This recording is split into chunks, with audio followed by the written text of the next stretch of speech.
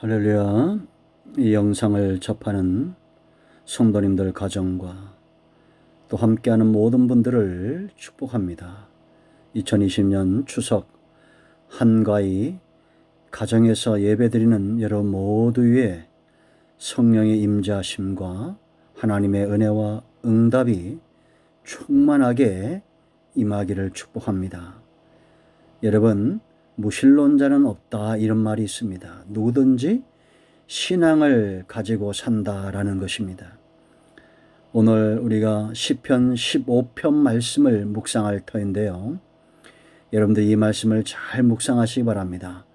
가족별로 돌아가면서 1절부터 18절까지 읽고 묵상하는 것이 참 좋습니다.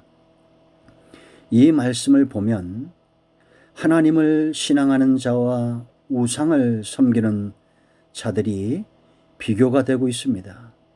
성경 말씀이 진실이라 우리가 믿어진다면 하나님을 믿지 않고 우상을 섬기는 것이 얼마나 어리석은 것인가를 우리가 알 수 있습니다.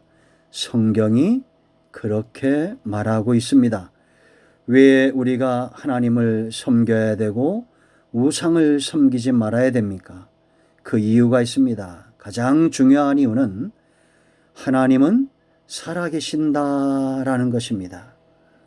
3절 말씀 보면 오직 우리 하나님은 하늘에 계셔서 원하시는 모든 것을 행하셨나이다. 그러므로 1절과 2절에서 하나님께만 영광을 돌리고 하나님을 믿지 않고 영광을 돌리지 않는 자들을 책망하고 있습니다.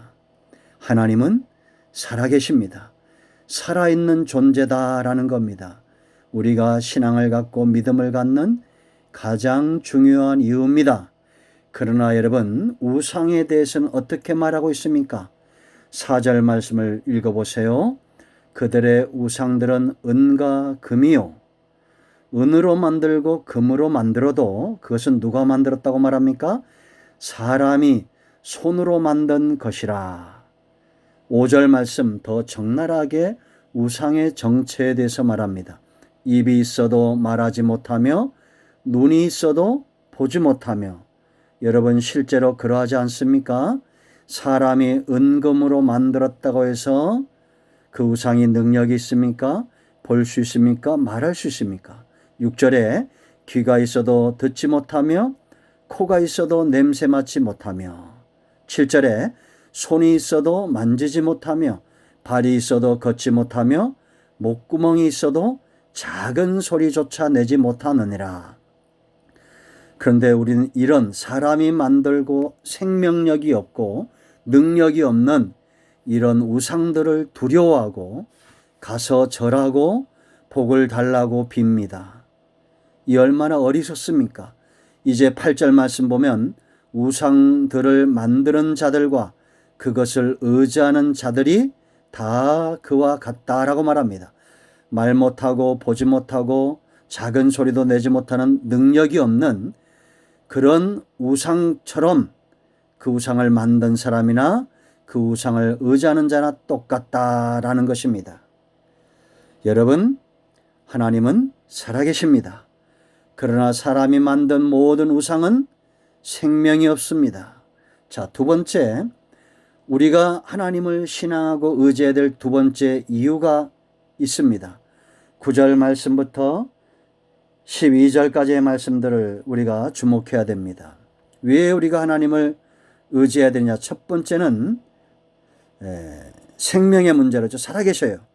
두 번째는 하나님만이 우리가 의지할 수 있는 존재다라는 겁니다. 9절 말씀 보면 이스라엘아 그랬고, 이스라엘은 믿는 평민 백성들을 말합니다. 그런가 하면 10절에 아론의 집이여 제사장, 종교 지도자들, 영적인 지도자들을 말합니다.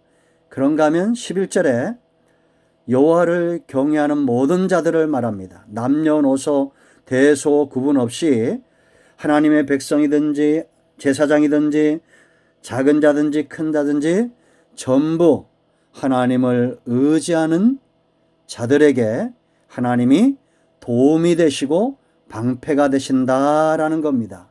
여러분, 이렇게 하나님을 의지하는 자들이 11절에 여호와를 경외하게 되어 있습니다. 하나님의 살아계심을 체험하지 못하고 의지함으로 그 은혜를 체험하지 못한 자들, 체험이 없는 자들은 하나님을 경외할 수가 없습니다. 우상 숭배에 빠지거나 자기를 의지하거나 자기의 능력을 의지하거나 이단들에 빠지게 되어 있습니다. 그러나 하나님의 살아계심을 알고 그 하나님을 의지하는 자들은 하나님을 자기의 도움 삼고 자기의 방패 삼아 하나님을 경외한다는 것은 온전한 마음, 오직 하나님께만 자기 마음을 여는 자를 말합니다. 우리가 간음하지 않는 백성, 음란히 행하지 않는 백성, 두 신랑을 품지 않듯이 하나님만 자기의 주인 삼는 자들을 말합니다.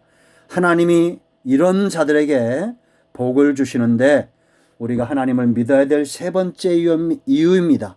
하나님으로부터만 우리가 복을 받을 수 있다라는 겁니다. 그래서 12절을 보세요. 여호와께서 우리를 생각하사 복을 주시되 이스라엘 집에도 복을 주시고 아론의 집에도 복을 주시며 13절 높은 사람이나 낮은 사람을 막론하고 여호와를 경외하는 자들에게 복을 주신다라고 말합니다. 여러분, 하나님은 자기를 찾는 자를 외면하지 않습니다. 하나님을 믿는 자들을 외면하지 않습니다. 이스라엘 백성들에게 복을 주시고 제사장들에게 복을 주시고 하나님을 경외하는 모든 자들에게 복을 주신다라는 겁니다. 이걸 깨달은 시인이 이제 14절부터 18절에 간구와 찬송으로 이 시편을 끝내고 있습니다. 여러분, 저와 여러분의 생애가 이와 같기를 바랍니다. 하나님으로부터 오는 복을 받고 간구와 찬송과 감사의 삶이 있어야 될 줄로 믿습니다. 그가 깨달은 것이 뭡니까? 시인이 이렇게 하나님부터 오는 것을 깨달은 게 찬송할 수밖에 없는, 감사할 수밖에 없는 이유가 있어요. 14절에 여호와께서 너희를 곧 너희와 너희 자손을 뭐라 그랬습니까? 더욱 번창하게 하시기를 원하노라 라고 말합니다. 하나님은 거짓말할 수 없어요. 번성은 약속입니다. 언약입니다. 이 신실하신 하나님을 만나는 저와 여러분 되기를 축복합니다. 이번 한가위에 이 하나님의 신실하심을 체험하고 여러분과 여러분 후손이 번성하기를 바랍니다.